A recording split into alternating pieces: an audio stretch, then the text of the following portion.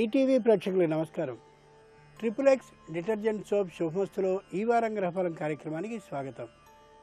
ముందుగా జూన్ 22వ తేదీ నుండి 28వ తేదీ వరకు మేషాది ద్వాదశ రాశుల వారికి ఉండే శుభ అశుభ ఫలితాలని, అవసరమైన సందర్భాల్లో ప్రత్యామ్నాయ మార్గాల్ని తెలుసుకుంటారు.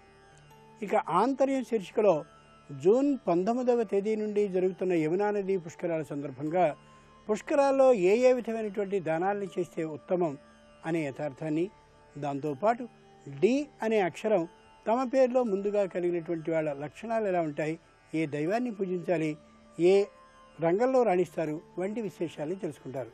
స్వస్తి శ్రీచాంద్రమాన జైనామ సంవత్సరం ఉత్తరాయణం గ్రీష్మ ఋతువు జ్యేష్ఠమాసం బహుళపక్షం.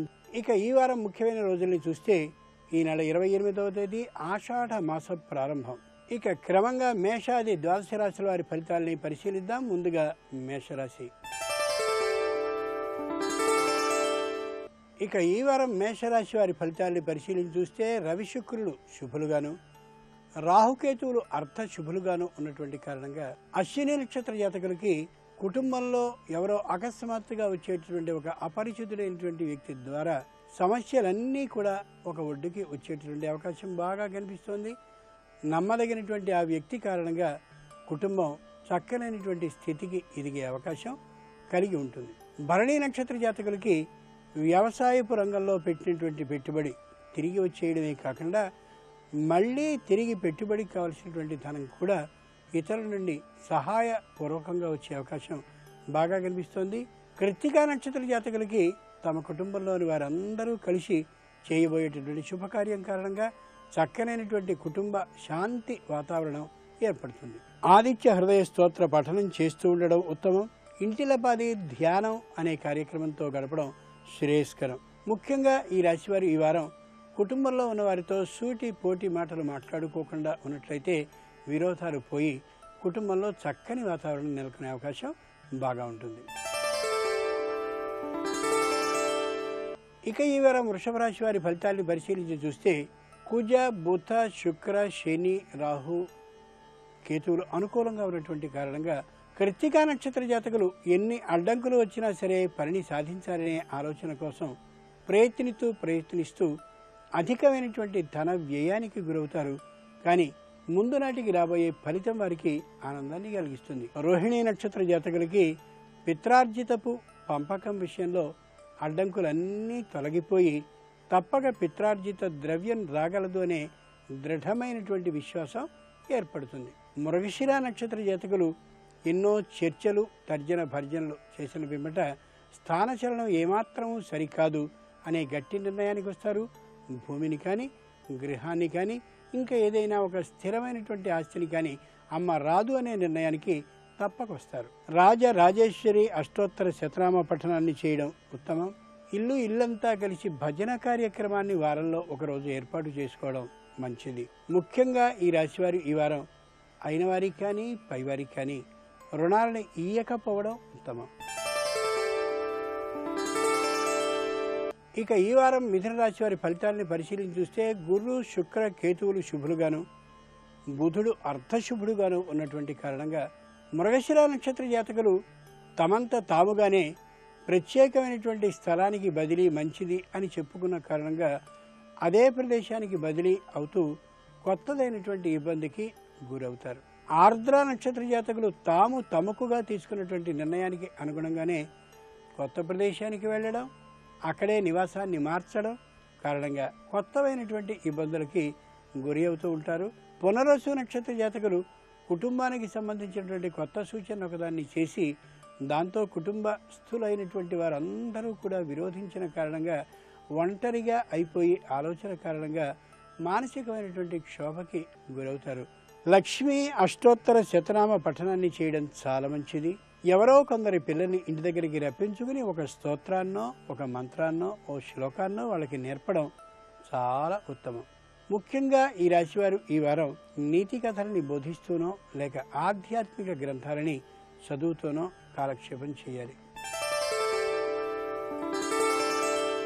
ఇక ఈ వారం కర్కాటక రాశి వారి ఫలితాన్ని పరిశీలన చూస్తే రవి, శుక్రులు అర్ధశుభులుగా ఉన్నటువంటి కారణంగా పునర్వసు నక్షత్ర జాతకులకి కుటుంబంలో ఉండే అనైకమత్యం కారణంగా ఒంటరితనంతో బాధపడే స్థితి కనిపిస్తూ ఉంటుంది.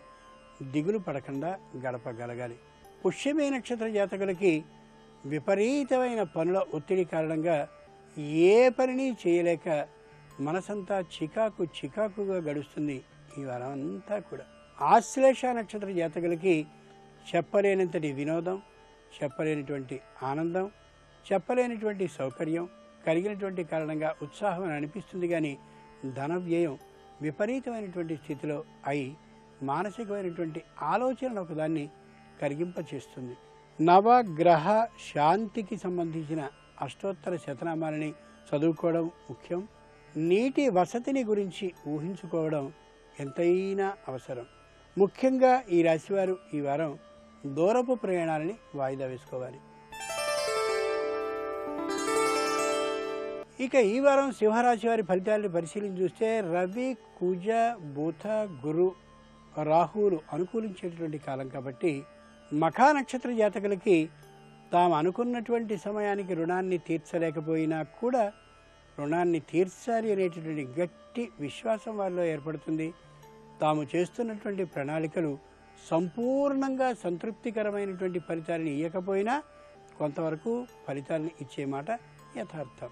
పూర్వ ఫల్గుని నక్షత్ర జాతకులు పూర్వపు అహంకారాన్ని, పూర్వపు విపరీతమైనటువంటి కోపాన్ని విడిచి సామరస్యంగా కింది వారితో పైవారితో కానీ ఉన్నట్లయితే పరిస్థితులన్నీ వాటంతటవే సంపూర్ణంగా సద్దుమణుగుతాయి. జనాన్ని దూరం చేసుకోకూడని కాలం. ఉత్తర ఫల్గుని నక్షత్ర జాతకులు మిత్రుల్ని, బంధువుల్ని చేరదీస్తూ వారితో చక్కగా మాట్లాడుతూ ఉన్నట్లయితే అందరూ కలిసి వచ్చేటటువంటి కాలం. ఎవరిని దూరం చేసుకోకూడదనే ఆలోచనని కలిగి ఉండి తీరాలి ఈ వారం అంతా కూడా. లక్ష్మీ నృసింహ కరావలంబ స్తోత్రాన్ని పఠించడం ఎంతైనా ఉత్తమం. ముఖ్యంగా ఈ రాశివారు ఈ వారం మిత్రులతో, బంధువులతో చాలా చక్కనైనటువంటి విధంగా వారిలో ఒకడుగా మాట్లాడడం శ్రేయస్కరం. ఈ రాశివారు ఈ వారం వాహనాల విషయంలో, అంటే వాహనాలు నడపడం విషయంలో జాగ్రత్తని పాటించి తీరాలి. ఇక ఈ వారం కన్యా రాశి వారి ఫలితాలను పరిశీలించి చూస్తే రవి, బుధ, శుక్రులు అనుకూలించేటటువంటి కాలం కాబట్టి ఉత్తర ఫల్గుని నక్షత్ర జాతకులకి శారీరకమైనటువంటి శ్రమ విశేషంగా కలుగుతుంది. కానీ తద్వారా చెప్పలేనటువంటి ఆనందము తమ సొంతం అవుతుంది.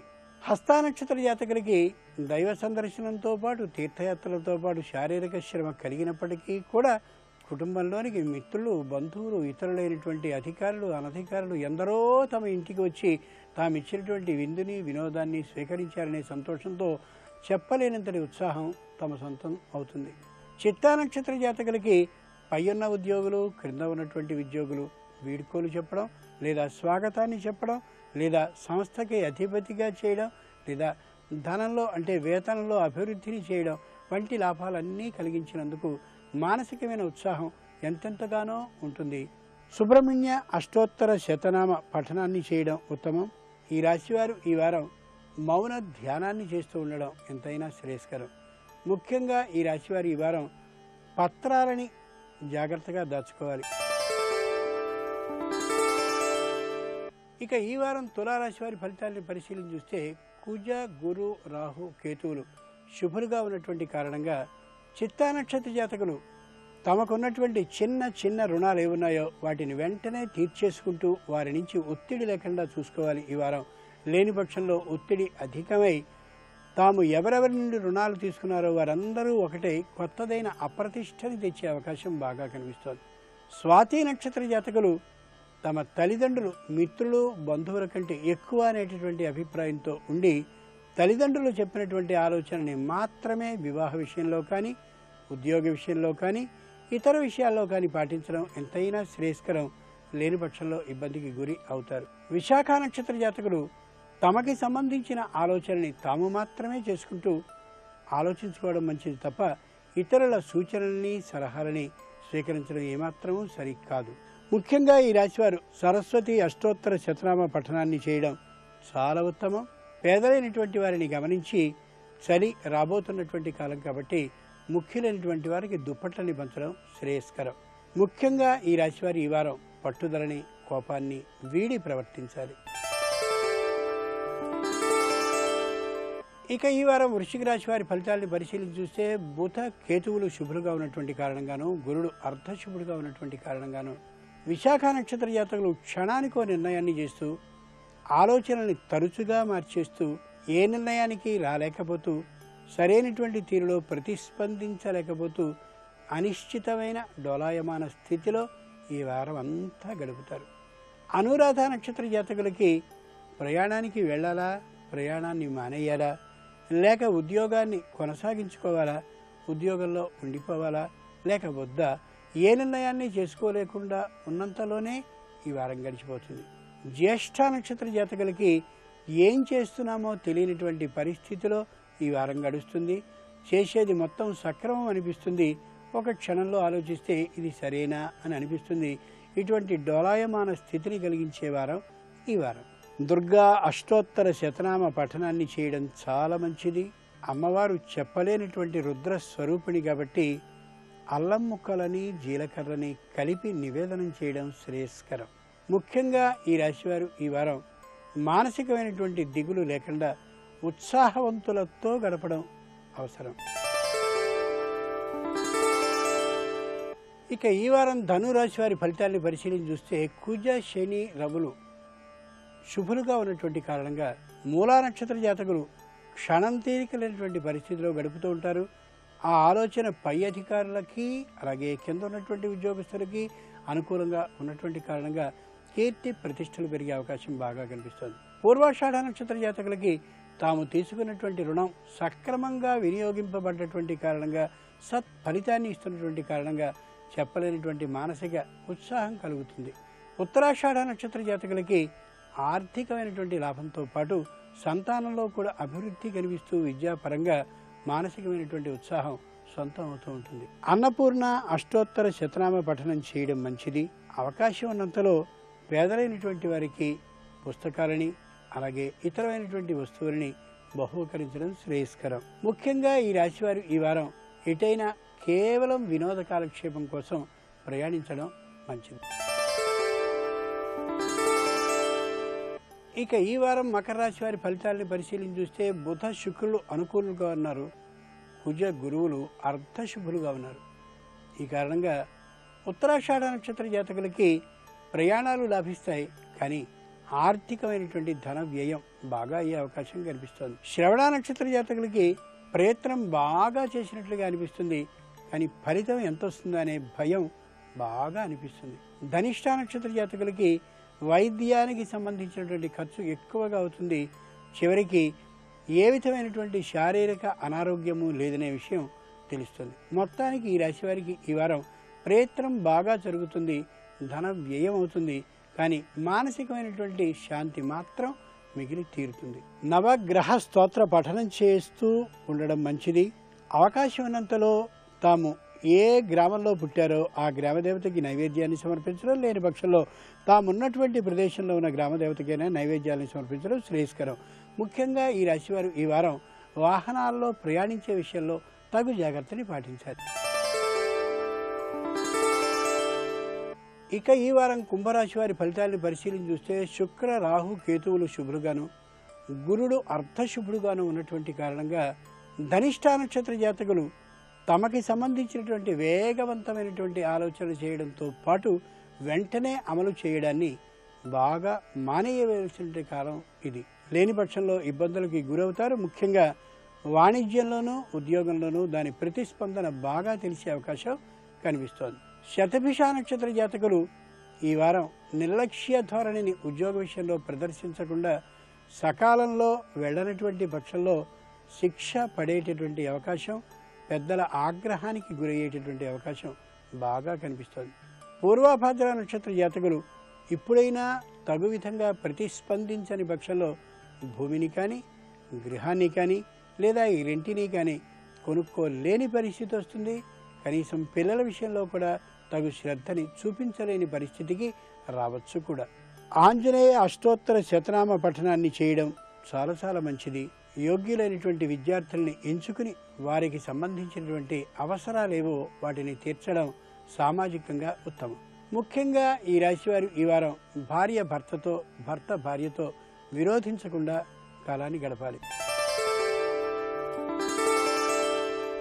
ఇక ఈ వారం మీనరాశి వారి ఫలితాలని పరిశీలన చూస్తే శుక్రుడు శుభుడుగా ఉన్నాడు, రవి గురువులు అర్ధశుభులుగా ఉన్నారు. కాబట్టి పూర్వభద్ర నక్షత్ర జాతకులు తమ కుటుంబానికి సంబంధించినటువంటి సభ్యులందరితో కలిసి దైవ సందర్శనానికో తీర్థయాత్రకో కానీ వెళ్ళినట్టయితే పూర్వబుదైనటువంటి ఉత్సాహం తిరిగి వాళ్ళలో రాగలిగిన అవకాశం బాగా కనిపిస్తోంది.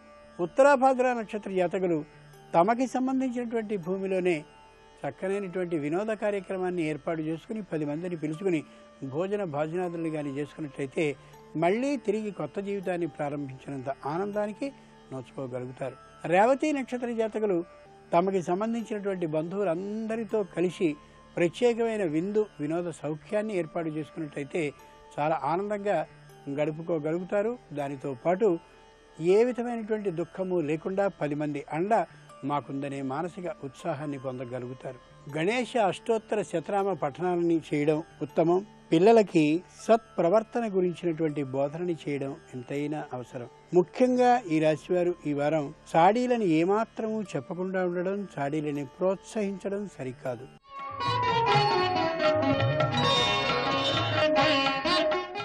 ఇక ఆంతర్యం శీర్షికలో జూన్ 19వ తేదీ నుండి ప్రారంభమయ్యే యమునా నదీ పుష్కరాల కారణంగా పుష్కర సమయంలో ఏ ఏ దానాల్ని చేయాలో ఆ విషయాన్ని అనుకుందాం. గోభూతిల హిరణ్యాజ్య గుడ వస్త్రాణి గోధుమా రౌప్యం లవణమిత్యేవం దశదానాని కీర్తితా.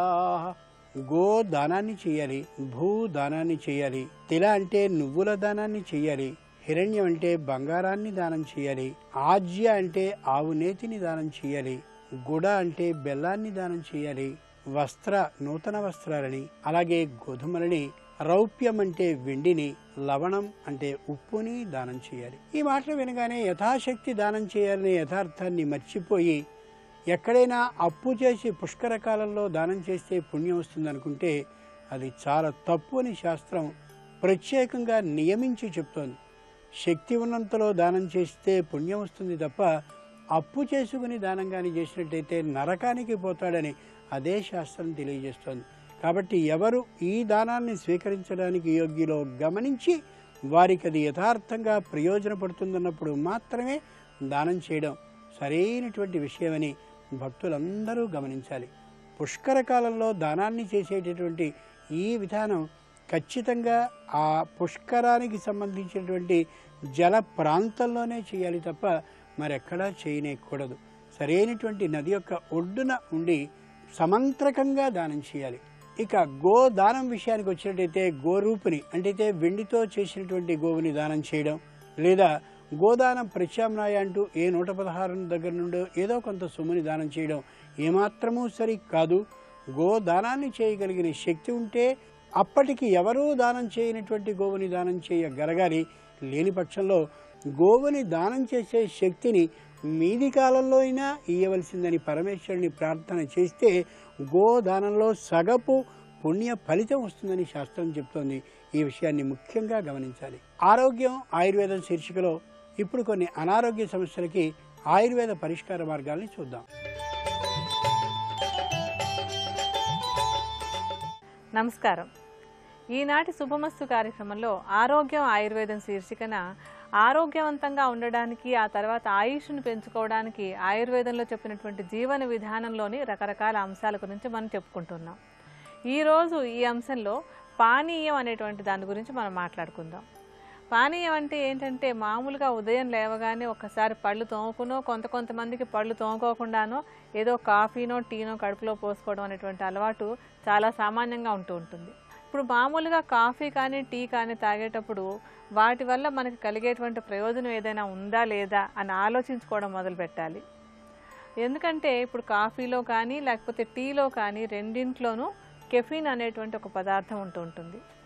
ఈ కెఫీన్ అనేటువంటిది మన శరీరంలో అంటే అప్పటికప్పుడు కొంత ఉత్తేజాన్ని కలిగిస్తున్నప్పటికీ కూడా దానికి అంటే దీర్ఘకాలంలో అంటే ఈ కెఫిన్కి మనం బానిసల్లాగా అయిపోయేందుకు అవకాశం ఉంటుంది. అలాగే ఈ కెఫిన్ అంటే టీ కానీ కాఫీ కానీ రెండింట్లోనూ కూడా జీర్ణశక్తిని మందగింపచేసేటువంటి గుణం కూడా ఉంటుంది. అలా ఏంటంటే పదే కాఫీలు టీలు కనుక తాగుతూ ఉన్నట్టయితే ఈ జీర్ణశక్తి తొందరగా మందగించిపోయి అనారోగ్యాలకి కారణమయ్యేందుకు అవకాశం ఉంటుంది. అలాగే ఇంకా ఏంటంటే దీర్ఘకాలం పాటు వీటిని వాడుతూ అంటే కాఫీ కానీ టీ కానీ తాగుతున్నట్టయితే కనుక ఎసిడిటీ వచ్చేందుకు అవకాశం ఉంటుంది. ఇలా ఏంటంటే రకరకాల ఎన్నెన్నో సమస్యలు వచ్చేందుకు అవకాశం ఉన్నటువంటి ఈ కాఫీ టీలని అంటే అనాలోచితంగా తాగేస్తూ ఉండటం అనేటువంటి చాలామంది చేస్తూ ఉంటారు. అంటే దీనివల్ల ప్రయోజనం లేదేమో, కష్టమేమో, నష్టమేమో అని ఆలోచించకుండా ఒకవేళ అయిందంటే ఒక టీయో కాఫీయో కడుపులో వేయాలనుకుంటూ ఉంటారు. అయితే ఈ అలవాటుని మార్చుకున్నట్టయితే కనుక మనకి ఆరోగ్యానికి ఎంతైనా మంచిది అవుతుంది. ఈ అలవాటు మానేస్తే మరి మరొక మార్గం ఏదైనా ఉండాలి కదా, మనం తాగడానికి ఇంకొకటి ఏదైనా కావాలి అంటే హాయిగా ఉన్న ఫీలింగ్ కలగడం కోసం ఇంకేదైనా తాగాలి కనుక దానికి ఒక మంచి ఆయుర్వేద పానీయం, ఆరోగ్యకరమైన పానీయం గురించి మనం మాట్లాడుకోవచ్చు. అందులో ఏంటంటే చక్కటి రిలాక్సేషన్, మంచి మనసుకు ప్రశాంతంగా ఉండేలాగా అనిపించేందుకు ఒక పానీయం ఒకటి ఉంది. దానికి ఏమేం కావాలంటే మనకి యాలక్కాయలు, తులసి ఆకులు. ఈ యాలక్కాయలు, తులసి ఆకులు రెండూ కూడా మీకు కాఫీ టీల కంటే కూడా మనసుకు చక్కటి ప్రశాంతతనివ్వడానికి బాగా సహాయపడతాయి. ఏం చేసుకోవాలంటే మనకి తాజాగా పచ్చి తులసి ఆకులు దొరికేందుకు అవకాశం ఉన్నట్టయితే కనుక ఎప్పటికప్పుడు ఆకులు కోసుకుని వాడుకోవచ్చు. అలా వీలు కానట్టయితే కనుక ఎండబెట్టుకున్నటువంటి తులసి ఆకులను చూర్ణంలాగా చేసి ఉంచుకోవచ్చు. యాలక్కాయలని విడిగా పొడిలాగా చేసేసుకోండి. ఓ కప్పు నీళ్ళని బాగా మరిగించి ఆ మరుగుతూ ఉన్నటువంటి నీళ్ళల్లో కొంచెం అంటే ఆకులు పచ్చాకులు అయినట్టయితే కనుక ఒక 10-15 తులసి ఆకుల్ని, తర్వాత ఒక 2-3 చిటికెల ఏలక్కాయల పొడిని వేసి వెంటనే స్టవ్ ఆపేసి మూత పెట్టి ఉంచేయండి. ఈ పానీయాన్ని ఉదయం ఒకసారి, సాయంత్రం ఒకసారి ప్రతిరోజు తీసుకుంటున్నట్టయితే కనుక ఆరోగ్యాన్ని రక్షించుకోవచ్చు.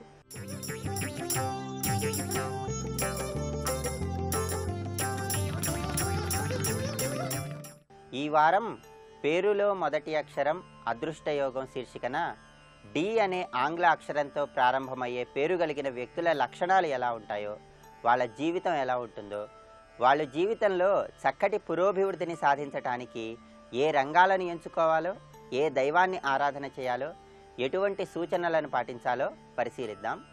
డి అనే ఆంగ్ల అక్షరంతో ప్రారంభమయ్యేటటువంటి పేరు కలిగిన వ్యక్తులు మేధావులు, విద్వాంసులు అయి ఉంటారు. అదేవిధంగా వీళ్ళు వాళ్ళ మాటలతో ఎదుటి వాళ్లను ఆకర్షించి తమకు కావలసిన కార్యాలన్నింటినీ కూడా సాధించుకునేటటువంటి లక్షణాన్ని కలిగి ఉంటారు. ఏ మాట మాట్లాడినా వీళ్ళు బాగా పరిశీలించి ఆచితూచి మాట్లాడుతూ ఉంటారు. అయినప్పటికీ ఇతరులకు ఉత్సాహం కలిగించే విధంగా మాటల చాకచక్యంతో ప్రవర్తిస్తూ జీవితంలో ముందుకు సాగిపోతారు. డి అనే ఆంగ్ల అక్షరంతో ప్రారంభమయ్యేటటువంటి పేరు కలిగిన వ్యక్తులు ఎవరైనా సరే జీవితంలో కొన్ని నిర్దిష్టమైనటువంటి లక్ష్యాలను కేటాయించుకుంటారు. ఆ లక్ష్యాలను సాధించటానికి ఎల్లవేళలా కృషి చేస్తూ ఉంటారు. వాళ్ళ గౌరవ ప్రతిష్టలను గురించి ఎక్కువగా ఆలోచిస్తూ ఉంటారు. వీళ్ళ మాటలకి ఎదుటి వాళ్ళు విలువ, గౌరవం ఇవ్వాలని ఎప్పుడూ భావిస్తూ ఉంటారు. అలా విలువ, గౌరవం ఎవరైనా ఇవ్వని పక్షంలో దాని గురించి తీవ్రంగా ఆలోచించేటటువంటి స్వభావాన్ని కలిగి ఉండటానికి ఆస్కారం ఎక్కువగా ఉంది. అదేవిధంగా వీళ్ళు తమ అభిప్రాయాలను మార్చుకునేటటువంటి పరిస్థితికి ఎట్టి పరిస్థితుల్లో వెళ్ళరు. ఒక అభిప్రాయాన్ని నిర్ణయించుకుంటే ఆ అభిప్రాయానికే కట్టుబడి ఉంటారు. ఇచ్చిన మాట నిలబెట్టుకోవటంలో ఎన్ని అవాంతరాలు ఎదురైనా సరే ఆ అవాంతరాలన్నింటినీ అధిగమించి ఇచ్చిన మాటకు కట్టుబడి ఉండటానికి ఆస్కారం ఎక్కువగా ఉంది. అదేవిధంగా వీళ్ళు అందరితో సమాజంలో కలుపుగోలుగా ఉంటారు. సమాజంలో ఉన్న అందరూ చెప్పేటటువంటి మాటలను వింటూ ఉంటారు. ఎవరు ఏం చెప్పినా సరే ఆ మాటలన్నీ విన్నప్పటికీ ఎవరినీ పూర్తిగా నమ్మటం మాత్రం ఎట్టి పరిస్థితులలో చేయరు. అదేవిధంగా వీళ్ళకి సాధారణంగా రాజనీతికి సంబంధించిన వ్యవహారాలలో అద్భుతమైనటువంటి నిష్ణాతన ఎక్కువగా ఉంటుంది. అదేవిధంగా మంచి దక్షత కలిగినటువంటి నిర్వాహకులుగా, నాయకులుగా, త్యాగబుద్ధి కలిగిన వారిగా కూడా సమాజంలో రాణించటానికి ఆస్కారం ఎక్కువగా ఉంది. వీళ్ళు జీవితంలో గౌరవ మర్యాదలతో, కీర్తి ప్రతిష్టలతో ముందడుగు వేస్తూ అందరినీ ఆకట్టుకుంటూ అద్భుతమైనటువంటి జీవితానికి నాందీవాక్యం పలుకుతారు. సంఖ్యాశాస్త్రానికి, ఆంగ్ల అక్షరానికి ముడిపడిన సంబంధం రీత్యా పరిశీలించినట్లయితే డి అనే అక్షరం 4 అనేటటువంటి అంకెను తెలియజేస్తుంది. కనుక డి అనే ఆంగ్ల అక్షరంతో ప్రారంభమయ్యే పేరు కలిగిన వ్యక్తులు ఎవరైనా సరే తరచూ దుర్గాదేవిని ఆరాధన చేయటం ద్వారా, శుక్రవారం నాడు దుర్గాదేవి ఆలయానికి వెళ్ళి అమ్మవారికి కుంకుమ పూజ చేయించుకోవటం ద్వారా జీవితంలో త్వరగా చక్కటి పురోభివృద్ధిని సాధిస్తారు. అదేవిధంగా మంగళవారం నాడు సుబ్రహ్మణ్యేశ్వర స్వామివారి ఆలయంలో పులిహోరను పేదవారికి పంచిపెట్టడం ద్వారా కూడా జ్యోతిష శాస్త్రరీత్యా వీళ్లకున్నటువంటి దోషాలన్నీ కూడా తొలగించబడతాయి. ప్రతి ఆదివారము కూడా డి అనే ఆంగ్ల అక్షరంతో ప్రారంభమయ్యే పేరు కలిగిన వ్యక్తులు రావి చెట్టు దగ్గరకు వెళ్ళి రావి చెట్టు చుట్టూ 21 ప్రదక్షిణలు చేసినట్లయితే ఉద్యోగ వ్యాపారాలలో, ఆర్థిక వ్యవహారాలలో చక్కటి పురోభివృద్ధిని సాధించగలరు. అదేవిధంగా నవగ్రహ ఆలయానికి ఆదివారం నాడు వెళ్ళి నవగ్రహ ఆలయంలో రాహుగ్రహం యొక్క విగ్రహం దగ్గర 18 ఒత్తులు వేసి దీపారాధన చేసి ఆ తర్వాత గోధుమ రంగు వస్త్రాన్ని ఎవరికైనా దానంగా ఇచ్చినట్లయితే జీవితంలో అన్ని కార్యాలలో త్వరగా చక్కటి పురోభివృద్ధిని సాధించడానికి ఆస్కారం ఎంతగానో ఉంది. డి అనే ఆంగ్ల అక్షరంతో ప్రారంభమయ్యే పేరు కలిగిన వ్యక్తులకి వైద్య వృత్తి, న్యాయవాద వృత్తి చాలా చక్కగా కలిసి వస్తాయి. వీరికి కలిసి వచ్చే వారాలు శని, ఆది, సోమ. కలిసి వచ్చేటటువంటి సంఖ్యలు 4, 13, 22, 31. వీరికి అనుకూలమైనటువంటి రంగులు బూడిద రంగు, లేత నీలం రంగు అని సంఖ్యాశాస్త్రరీత్యా చెప్పడం జరిగింది. జీవితంలో దుర్గాదేవిని ఎక్కువగా ఆరాధన చేయటం ద్వారా, దుర్గాదేవి ఆలయాలను తరచూ సందర్శించడం ద్వారా ఉద్యోగ వ్యాపారాలలో, ఆర్థిక వ్యవహారాలలో, విదేశీయానానికై చేసే ప్రయత్నాలలో త్వరగా చక్కటి పురోభివృద్ధిని సాధించవచ్చు. వచ్చే ఆదివారం పేరులో మొదటి అక్షరం అదృష్టయోగం శీర్షికన ఈ అనే ఆంగ్ల అక్షరంతో ప్రారంభమయ్యేటటువంటి పేరు కలిగిన వ్యక్తులు ఏ ఏ రంగాలలో రాణిస్తారో వాళ్ళ జీవితం ఎలా ఉంటుందో పరిశీలిద్దాం.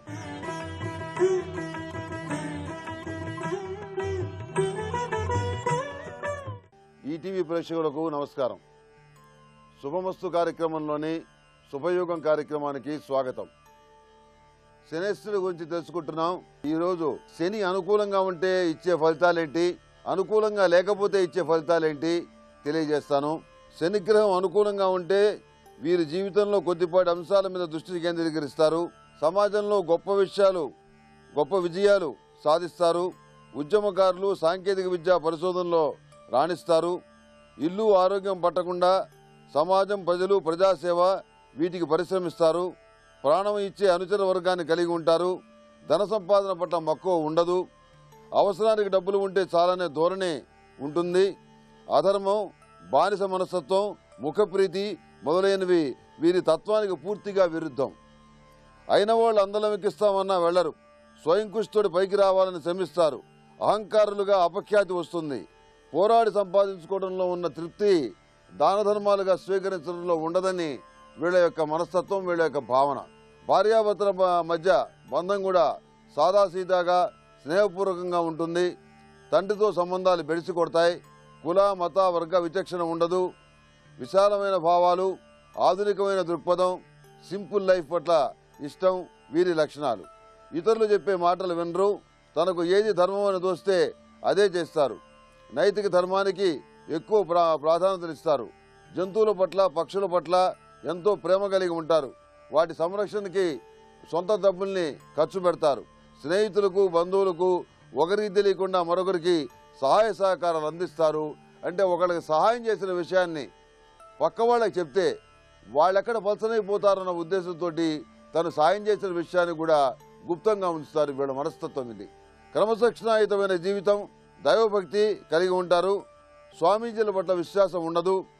బంధుప్రీతి, జ్ఞాపక శక్తి ఎక్కువగా ఉంటుంది. శనిగ్రహం అనుకూలంగా లేనప్పుడు ఇచ్చేటటువంటి ఫలితాలు: వీరి జనాకర్షణ, విచిత్రమైనటువంటి నేర్పు, ప్రపంచ జ్ఞానం, అనేక విషయాల పట్ల అవగాహన, గొప్ప సలహాలు ఇచ్చే మేధస్సు ఉంటుంది. ఆరోగ్యం, బలహీన స్థితి, కీళ్ల రోగాలు ఇబ్బంది పడతాయి. రకరకాలుగా కష్టపడి కుటుంబంలోని వారికి, బంధువులకు, స్నేహితులకు మేలు చేసే తత్వం కలిగి ఉంటారు. వీళ్ళ ప్రతిభా సామర్థ్యాలు చాలా కాలం వెలుగులోకి రావు. ఎన్నో కార్యక్రమాలు కష్టపడి విజయవంతం చేస్తారు. ఆ గౌరవంలో వీరికి భాగం లభించదు. మూతపడ్డ సంస్థలను లాభాల్లో నడిపిస్తారు. స్నేహితులను కష్టకాలంలో వెన్నట్టి ఉండి రాజకీయ ఉన్నత పదవులు వచ్చే వరకు కృషి చేస్తారు. కానీ వీరి నమ్మకం, వీళ్ళకి ఆశలు నిజం కావు. సంస్థలు లాభాల్లో నడిచిన స్నేహితులకు రాజకీయ అధికారం వచ్చినా వీళ్ళకి నిరాదరణే అవుతుంది. నిష్కారణంగా అవతల వాళ్ళని ద్వేషిస్తారు. వీళ్ళు స్థలాలు అమ్మితే కలిసి రాదు. వీళ్ళు అమ్మినటువంటి మరుక్షణం ఆ స్థలం కొనుగోలు చేసే వాడికి 100 రెట్లు రేటు అధికంగా వస్తుంది. చౌక ధరకు స్థిరాస్తులు అమ్ముకుంటారు. జీవిత ద్వితీయార్థంలో అఖండమైన పేరు ప్రఖ్యాతులు సంపాదిస్తారు. శక్తి సామర్థ్యాలు తగిన గుర్తింపు లభిస్తుంది. ఆర్థికంగా బలపడతారు. వివిధ ప్రాంతాల్లో స్థిరాస్తులు వృద్ధి చేస్తారు. స్థిరాస్తుల విలువ పెరుగుతుంది. జీవితాశయం సాధిస్తారు. వృత్తిపరమైన శత్రువర్గాన్ని అధిగమించి అందరికీ ఆదర్శప్రాయుడిగా నిలుస్తారు. ఇవి శని ప్రతికూలంగా ఉండేటువంటి సమయంలో ఇచ్చేటువంటి లక్షణాలు. అయితే ఈ శనిగ్రహం శాంతించడానికి సానుకూలమైనటువంటి కొన్ని ఉపాయాలు ఉన్నాయి. వాటిని వివరిస్తాను. శనిని దైవంగా ఆరాధించండి. వీలైనంత వరకు నైతిక ధర్మాన్ని కట్టుబడి ఉండి వయోవృద్ధుల పట్ల సముచిత గౌరవం కలిగి ఉండండి. తమలపాకులో బెల్లం తేనె రంగరించి నల్ల చీమలకు ఆహారంగా సమర్పించండి. చాలా మంచిది. నల్ల నువ్వులు బెల్లం కలిపి దంపుడు చేసి చీమలకు ఆహారంగా వేయండి. మంగళవారం నాడు లేకపోతే ఉత్తరాభాద్ర నక్షత్రం ఉన్న రోజున అన్నం ముద్ద చేసి 2 చుక్కలు వేరుశనగ బొట్లు వేసి దక్షిణం దిక్కుగా విస్తరలో ఉంచి శునకానికి ఆహారంగా సమర్పించండి. ఇది ఒక శనివారం ప్రారంభించి ఇంకో శనివారంతో అంతమయ్యే విధంగా చూసుకోండి. అందువల్ల మంచి ఫలితాలు సంప్రాప్తిస్తాయి. వండుకోవడానికి సిద్ధంగా ఉంచిన బియ్యంలో కొంత భాగం తీసి వృద్ధులైనటువంటి యాచకులకు దానం చేయాలి. అందువల్ల మంచి ఫలితం సంప్రాప్తిస్తుంది. అనురాధ నక్షత్రం ఉన్న రోజున శివాలయంలో రుద్రాభిషేకం చేయించి నల్లగుడ్డలో మనవరాలు, జొన్న, పేలాలు మూటగట్టి పారే నీటిలో వదిలేయండి. చేపలు తింటే మరీ మంచిది. దశరథకృత శని స్తోత్రాన్ని ప్రతిరోజు ఒకే సమయంలో పఠించి రాత్రిపూట నల్లని వస్త్రం పరుచుకొని పయనించండి. శుభప్రదం. మందపల్లి క్షేత్రాన్ని సందర్శించండి. తైలాభిషేకం చేయించండి. జమ్మి చెట్టుని పూజించి ముగ్గు వేసి ఆరాధన చేయండి.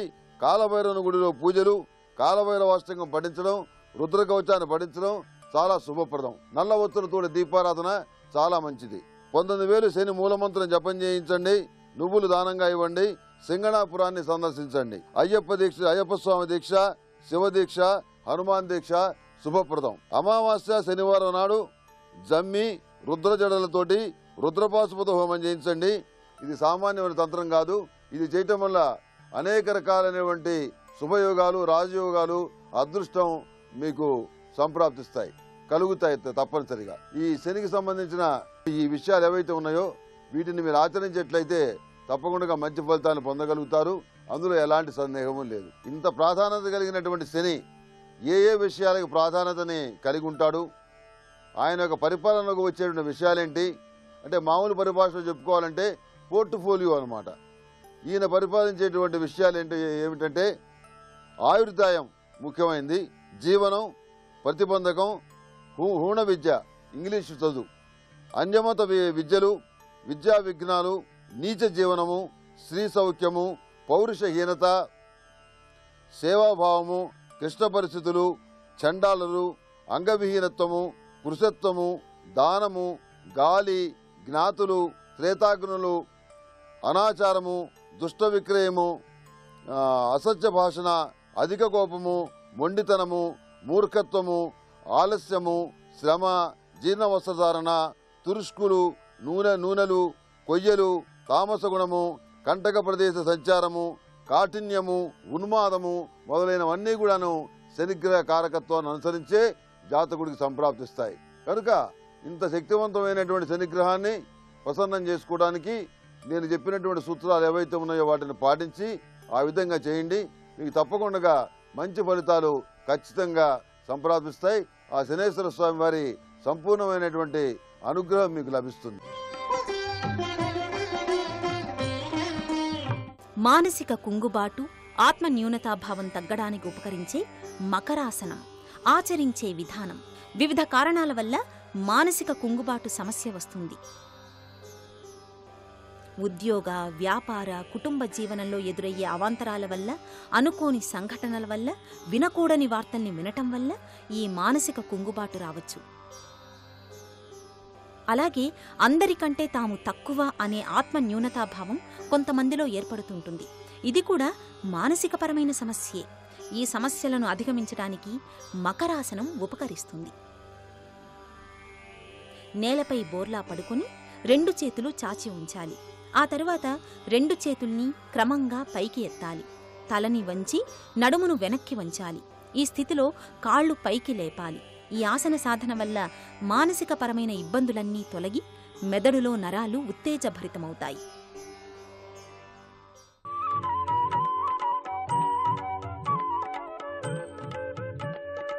ఈటీవీ ప్రేక్షకుల నమస్కారం. ట్రిపుల్-ఎక్స్ డిటర్జెంట్ సోపు శుభమస్తు కార్యక్రమంలో వివాహ యోగాలకి స్వాగతం. అనేక యోగాలున్నాయి. అసలు యోగాలు ఎన్ని ఉన్నాయి? ఏక ఉత్తర సహస్ర యోగములున్నాయి. అంటే 1000 యొక్క యోగాలున్నాయి. ఈ 1000 యోగాలలో అత్యధిక శాతం దుర్యోగాలే ఉన్నాయి శాస్త్రంలో. అంటే చెడుని సూచించే యోగాలే ఉన్నాయి. శుభాన్ని సూచించే యోగాలు చాలా తక్కువ.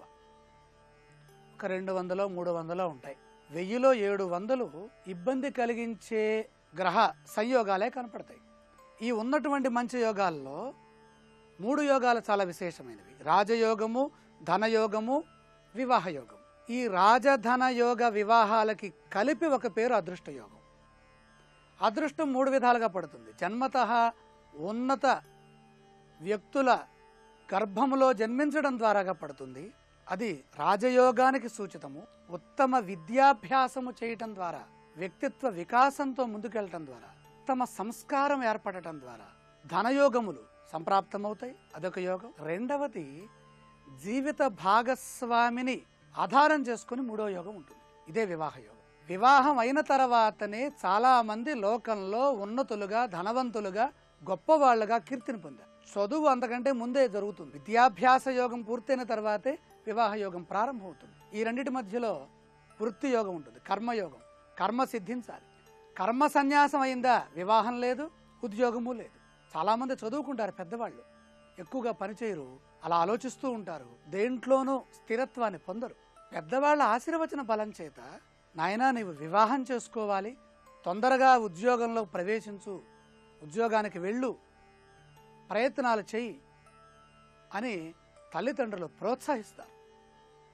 తల్లిదండ్రులు పిల్లల్ని ప్రోత్సహించని పక్షంలో వివాహ యోగము కాలరూపంలో ఆలస్యమవుతుంది. 25, 26 సంవత్సరాల్లో జరిగి 30 లోపల సంతానం కనవలసినటువంటి ఈ యోగం కాస్త 30, 35 మధ్యలో వివాహం జరిగి 35, 40 మధ్యలో పిల్లలు పుడతారు. ఈ పిల్లలు పెద్దవాళ్ళై వాళ్ళకి వివాహం చేయాలంటే వీళ్ళు వృద్ధులై ఉంటారు. వృద్ధాప్యంలో కన్యాదానాలు చేయరాదని, సకాలంలో కన్యాదానం చెయ్యాలి అని 50 సంవత్సరముల లోపు కన్యాదానం చెయ్యాలి. అప్పుడు పితృపితామహ ప్రపితామహ సిద్ధి మనకి జీవించి ఉండగానే లభిస్తుంది. తాతగారు, కొడుకు, మనవడు. మనవడి యొక్క ఉపనయనము తాతగారు స్వయంగా చూస్తూ చేయాలి. అందులో వచ్చేటటువంటి నాందీముఖము తాతగారే చేయాలని వేదం చెప్తోంది. చెయ్యాలంటే సకాలంలో వివాహం జరగాలి. వివాహం జరగాలంటే సప్తమాధిపతి బలం కావాలి. సప్తమాధిపతి యొక్క బలం కావాలంటే చంద్రుడు అనుగ్రహించాలి, ఇష్టత కావాలి. ప్రతి వ్యక్తి జాతకంలో చంద్రుడు బాగున్నాడా వివాహం చేసుకోవాలి అనే సంకల్పం ఉత్పన్నమవుతుంది. మానసిక శక్తిని ఇచ్చేటటువంటి చంద్రుడు అనుకూలంగా లేకపోతే వివాహ జీవన వ్యవస్థ యందు తనకి కలిగిన అనుభవం వల్ల విముఖత ఏర్పడుతుంది. ఇది చాలా కీలకమైన అంశం. పిల్లలకి వివాహం చేస్తున్నప్పుడు స్త్రీలు కానీ పురుషులు కానీ చంద్రుడి యొక్క బలం కూడా చూడాలి. ప్రధానంగా సింహలగ్నాన్ని పరిశీలిస్తే ద్వాదశాధిపత్యాన్ని పొంది ఉన్నారు చంద్రుడు. పాపాధిపత్యములలో ఒక ఆధిపత్యం ద్వాదశాధిపత్యం. పాపాధిపత్యాలన్నీ నా రంధ్ర లాభాధిపత్యం వినా అని చెబుతుంది శాస్త్రం. రంధ్రము అంటే పాపం. రంధ్ర శబ్దము పాపానికి సంకేతం. పాపానికి మరొక పేరు రంధ్రము. ఈ పాపస్థానము అష్టమం. అష్టమానికి అసలైన జ్యోతిష శాస్త్ర నిర్వచనం పాపము. నవమానికి శుభము, అలాగే ధర్మము నవమ స్థానానికి. దశమ స్థానాన్ని కర్మ, ఆస్పదము, ఉద్యోగము, జీవనభృతి. పద సంకేతం తెలియని పక్షంలో జాతకంలో ఏం చూడాలి? చక్రం కనబడుతుంటుంది, ఫలితం రాదు. ఇప్పుడు పాపస్థానములలో 8 ఉన్నది, 11 కూడా ఉంది. 11కి ఆశ. ఆశ అధిగమించితే దురాశ. లాభ సర్వవిధౌ దురాశ సకలాదాయవు అని దానికి పేరు. సకల ఆదాయములని, సకలములని, మానవునికి ఉపయుక్తమైనటువంటి అన్ని స్వీకారములని, అన్ని లాభములని పొందుతున్న క్రమంలో ఆశ దురాశగా మారి ఆశయ సిద్ధి లోపించేటటువంటి పరిస్థితి లాభాధిపతి వల్ల వస్తుంది. అంతా నాకే కావాలి, అన్నీ నేనే అనుభవించాలి, అందరూ నన్నే చూడాలి. ఇది అహానికి ప్రతీకగా ఉంటుంది. కాబట్టి నా రంధ్ర లాభ ఆధిపత్యం విన, లాభస్థానంలో గ్రహం ఉంటే మంచి ఫలితం వస్తుంది. ఇది విశేషమైన శుభం. లాభ ఆధిపత్యం మనిషిని కృంగతీస్తుంది. ఆధిపత్య గ్రహాలు, ఆధిపత్య దోషాలు విశేషమైనవి. అందులో షష్ఠ, అష్టమ, ద్వాదశ భావాలకు ఆధిపత్యం వహిస్తున్న గ్రహాలు మనిషిని ఇబ్బంది పెడతాయి. 6వ ఆధిపత్యం వహిస్తున్న గ్రహం గనక సప్తమ స్థానంలో కానీ లగ్న స్థానంలో కానీ కేంద్రీకృతమై కనుక ఉన్న, చూచిన, యుతి చెందిన రోగ రూపములలో, రుణ రూపములలో, శత్రు రూపములలో విఘ్నాలు వచ్చి భార్యాభర్తల మధ్య స్థాయి భేదం ఏర్పడి నువ్వు గొప్ప నేను గొప్ప అనేటటువంటి భయం ఏర్పడి వాళ్ళ మధ్యలో ఆపదొస్తుంది. ఈ ఆపద తొలగాలేంటి? ఏమీ చేయవసరలా, ఎవరి దగ్గరికి వెళ్ళి మాట్లాడవసరలా. ఆ షష్టాధిపతి ఎవరు? లగ్నాతో షష్టాధిపతి ఇక్కడ సింహానికి సాక్షాత్తు శని భగవానుడే అవుతున్నాడు. సప్తమాధిపతి శని. షష్టాధిపత్య దోష పరిహారార్థం శని ధ్యానం కరిష్యే అని శనిని ధ్యానిస్తే భార్యాభర్తలు సాయంత్రానికల్లా నవ్వుతూ కలిసిపోతారు. అసలు ఎవ్వరూ కూడా విడతీయలేని బంధమే వివాహ బంధం. చూడండి, చాలా మంది ఇళ్లలో ఇతర అంశములని ఆధారం చేసుకునే ఇబ్బంది తీసుకుంటారు, కానీ నీవు నచ్చలేదు, నీ పద్ధతి బాగలేదు అని ఎవరు గొడవ పడరు. ఎందుకని? సప్తమాధిపతి యొక్క బలం వల్ల వివాహ యోగం సిద్ధిస్తుంది. వివాహం చేసుకోవాలంటే 3 జన్మలలో చేసినటువంటి పుణ్యం ఉండాలి, పూర్వజన్మ కృతం ఉండాలి. ఎంతటి గొప్ప పుణ్యమైనా సరే షష్టాధిపతి బలంగా లేకపోతే, సప్తమాధిపతి షష్ఠంలో పడితే వాక్కు, దృష్టి, శ్రవణం ఈ 3 ద్వారా గొడవలు వస్తాయి. సప్తమాధిపతి వెళ్ళి అష్టమంలో ఉన్నా, అష్టమాధిపతి వచ్చి సప్తమంలో ఉన్నా, ఇక్కడ సింహానికి సప్తమాధిపతి శని, అష్టమాధిపతి గురువు. అష్టమాధిపతి వచ్చి సప్తమంలో ఉన్నా, సప్తమాధిపతి వెళ్ళి అష్టమంలో ఉన్నా ఏం జరుగుతుంది? ఆపదలు వస్తాయి. తెలియకుండానే మనకి విపత్తులు వస్తాయి, అనారోగ్యం వస్తుంది. అష్టమం అంటే ఆయుర్దాయం, ఆయుర్దాయ లోపాలు వస్తాయి. అప్పుడు ఈశ్వరుని ధ్యానించాలి. పరమేశ్వర ధ్యానం వల్ల మాత్రమే మనం జీవించడానికి అవకాశం ఉంది. రోగములు రావటమేమో షష్టాధిపతి, ప్రమాద ఘంటికలు సూచించేదేమో అష్టమాధిపతి. రోగములు రావడానికి కారణం మనమే, మన ఆలోచనలే, మన ఆత్మే. మన ఆయుర్దాయ నిర్ణయం మాత్రం ఆది దైవికమైనటువంటి సంఘటనలు, మన ప్రమేయంలో ఉండవవి. కాబట్టి సప్తమాధిపతి అష్టమంలో ఉన్నప్పుడు అష్టమాధిపతిని ధ్యానించాలి. సప్తమాధిపతి వెళ్ళి ద్వాదశంలో ఉన్నప్పుడు ద్వాదశాధిపతిని ధ్యానించాలి. అష్టమ, షష్ఠ, సప్తమ స్థానములు కీలకములు. ఆ కీలకములు ఎలా ఉన్నాయో పరిశీలించి వధూవరుల సమ్మేళనంలో సప్తమ, అష్టమ, ద్వాదశాధిపతులతో పాటుగా విముఖతనిచ్చేటటువంటి, వివాహ యోగాన్ని సూచించేటటువంటి చంద్రభగవానుడు, మానసిక శక్తినిచ్చే భగవానుడు ఏ విధంగా ఉన్నాడో చూస్తూ, సప్తమంలో ఉన్న గ్రహాలు ప్రధానంగా సింహానికి సప్తమానికి పడదు కాబట్టి ఈ విషయములు ఏ విధంగా ఉన్నాయో రేపటి శుభమస్తు కార్యక్రమంలో మరింతగా విశ్లేషించుకునే ప్రయత్నం చేద్దాం. ఇవి ఈనాటి XXX డిటర్జెంట్ సోప్ శుభమస్తులో ఈ వారం గ్రహ కార్యక్రమ విశేషాలు. తిరిగి రేపటి శుభమస్తు కార్యక్రమంలో రాశి ఫలాలతో పాటు వాస్తు విశేషాలను కూడా తెలుసుకుంటారు. ఇక పైవారం శుభమస్తు కార్యక్రమంలో జూన్ 29వ తేదీన పూరి జగన్నాథ రథోత్సవం ప్రారంభమవుతున్న కారణంగా ఆ రథోత్సవంలోని విశేషాన్ని, దాంతోపాటు ఈ అనే ఇంగ్లీషు అక్షరం ప్రారంభమయ్యేటటువంటి పేరు కలిగిన వాళ్ళు ఏ లక్షణాలతో ఉంటారు, ఏ రంగంలో రాణిస్తారు వంటి విశేషాలని తెలుసుకుందాం. అంతవరకు సెలవు. నమస్కారం.